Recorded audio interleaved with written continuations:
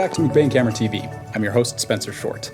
In the next couple of videos, we're going to be going over a couple of cameras that you may want to consider if you're looking at upgrading your gear for the back-to-school season this year. This will be the first of two videos where we'll be looking at budget-friendly entry-level cameras that are simple enough for anybody to use, from as little as the toddlers all the way up to grandma and grandpa. The follow-up video coming out next week will feature more jumping on points for the enthusiasts level photographers, people like photography students, maybe film students that have a bit more of a budget to spend. Without further ado, let's dive into the budget camera comparison. Before we go any further, I want to preface really quick that this list is in no particular order, and none of these cameras are necessarily better or worse than one another.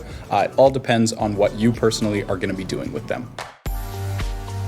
First up, we've got the newly released Nikon Z30.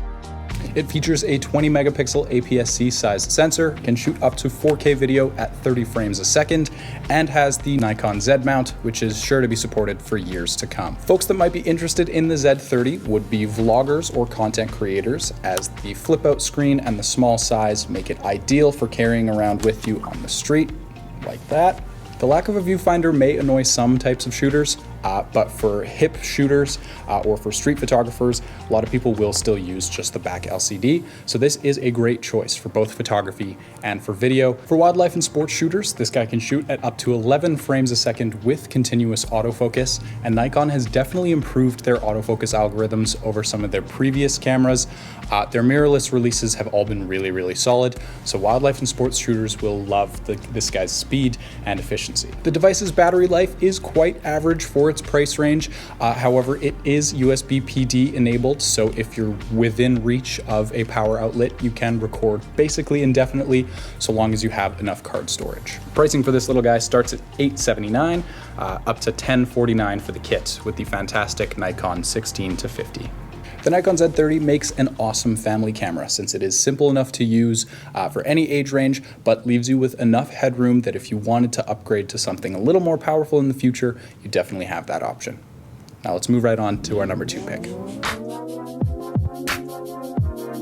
Next up on our list is the Sony ZVe10. It's a nice small compact vlogging camera, but unfortunately, due to current supply chain issues, I don't have one to show you in video.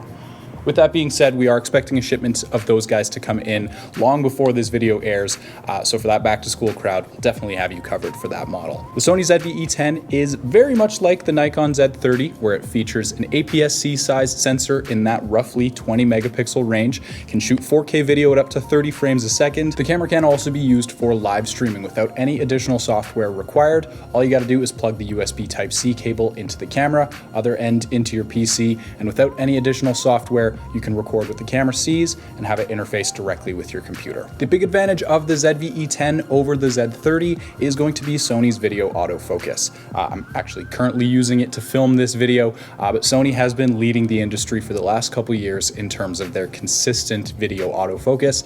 So for the vlogging crowd, the ZVe10 is definitely a camera to consider. Although like the Z30, it does not have a viewfinder, the ZVe10 is definitely no slouch in photography, as it can shoot 11 frames a second bursts in RAW with continuous autofocus, and of course features that fantastic Sony E-mount with an enormous selection of both first and third-party lenses. Pricing for the ZVe10 starts at $899 for the body, $999 for the kit with the Sony 16 to 50 millimeter lens. Now we're taking a look at the Panasonic G100. This is yet another vlogging type camera, but that just seems to be the standard for budget-friendly cameras. Basically every mirrorless model that we've got in the store for less than $1,500 is oriented at vloggers in some way. Now, the Panasonic G100 is an interesting choice and makes its place on our list simply for its size. It is the smallest mirrorless camera that is currently available and still packs a whopping 20 megapixels, 4K video, all the features you come to expect in a modern mirrorless camera. Panasonic managed to cram a ton of great features into this little guy, like vlog video recording, tracking audio, 5-axis image stabilization to cut down on those micro jitters in your hands while you're shooting. Stuff like the large crop in the 4K video mode, less than stellar autofocus, and middling battery life are to be expected in this price range, and the G100 is unfortunately no exception. High-speed action and sports shooters may be pleased with other offerings, as this guy's mechanical shutter speed does top out at a 500th of a second, but it is a fantastic option for video shooters, as a director's viewfinder, as a B camera, or for anybody looking to have a cheap small camera that can fit into tight places, still give you a great image. The G100 is definitely for you. Pricing starts at just $799 for the kit with the 12-35 lens, and $899 for the vlogging kit with this handy dandy little vlogging handle. Now let's talk about the least expensive interchangeable lens camera that you can get new today, the Canon T7. While this thing is definitely an entry-level camera, you can still get some really stellar images off of it. The simplicity of the camera's design, as well as the affordability and availability of its lenses, make this guy a fantastic choice as a family camera. Although this guy was released a couple of years ago, it still does feature some modern creature comforts like Wi-Fi and Bluetooth connectivity. Accessories, batteries, and lenses will forever be available for the Canon Rebels, as they are the most popular model of camera in the world by far.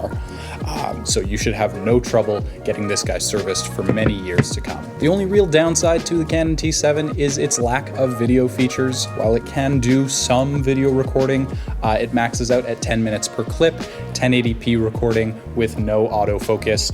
So for video shooters, I would recommend looking elsewhere, but if you're looking to get the cheapest possible photography camera that still gives you a nice decent image, the Canon T7 is one you definitely want to consider. The next category we're going to have a look at is used cameras. If your budget is less than $1,000, you might want to consider getting something that's gently used, as your dollar will go substantially further, and you might be able to get something with much better glass or better features for that dollar. For our demonstration purposes, we're going to be having a look at my personal Canon 70D, which you can find used for about $500, by far being the cheapest camera on our list. And given that it is a couple years old, but it is one of their more prosumer models, it has features that line up with a lot of entry-level models from today. The 70D was the first camera from Canon to feature their dual pixel autofocus, so there's a pretty high chance you'll be able to find one similar to this one, where manual focusing won't have to be a big concern of yours. Have a peek at our used inventory. It is always ever changing, as we're always getting new stuff brought in and stuff taken away. You can definitely find something to suit your fancy in our used inventory. That about does it for today's video on budget-friendly entry-level cameras. We do have two other quick honorable mentions we wanted to talk about. They just fell a little bit outside the price range we wanted to stick to for this video, but if you have a little bit more money to spend, something like the Fuji X-T30 Mark II is a fantastic camera, particularly for street or portrait shooters, as you've got all those built-in Fuji simulations and such. The next one would be the newly released Canon R10. This is effectively the replacement to the Rebel series, and so this is what the T9 would have been. And for $1,500, it is one of the best affordable cameras that you can get right now. If you're looking for more information on any of the models that we talked about today, be sure to visit the links down in the description, as well as to visit us in person in any of our stores. We've got 4 locations in the greater Edmonton area and a couple of locations in southern Alberta. We look forward to seeing you guys in our stores soon. Thanks so much for joining us today in our budget camera guide. We look forward to bringing you more content just like this in the future. So if you liked today's video, be sure to hit that red subscribe button down below, notify yourself so you don't miss any of our future videos. Follow us on Instagram, Facebook, Twitter, all that nonsense, and we'll see you next time. Thanks for watching.